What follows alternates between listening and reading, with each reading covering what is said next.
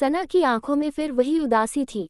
बाहर बारिश हो रही थी, वही बारिश जिसने 2 साल पहले आर्यन से उसकी पहली मुलाकात कराई थी।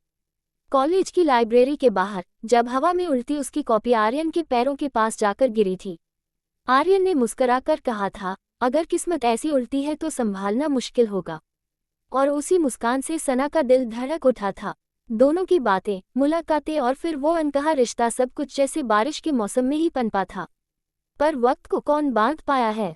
आर्यन को नौकरी के लिए दूसरे शहर जाना पड़ा और सना की जिंदगी में सन्नाटा भर गया। फोन कॉल्स कम हुए, बातें अधूरी रह गईं और एक दिन चुप्पी ने दोनों के बीच दीवार खड़ी कर दी। आज वही मौसम लौट आया था, वही बारिश, वही गंध, वही यादें। सना ने खिड़की खोली तो हवा में गीली मिट्टी की खुशबू घुली। तभी पीछे से किसी ने कहा, अब भी बारिश पसंद है तुम्हें? वो आवाज वही थी। सना ने मुड़कर देखा, आर्यन खड़ा था, भीगा हुआ, पर वही मुस्कान लिए। उसकी आंखों में नमी थी, शायद बारिश से ज्यादा पछतावे की। तुम अचानक यहाँ? सना की आवाज कांप गई।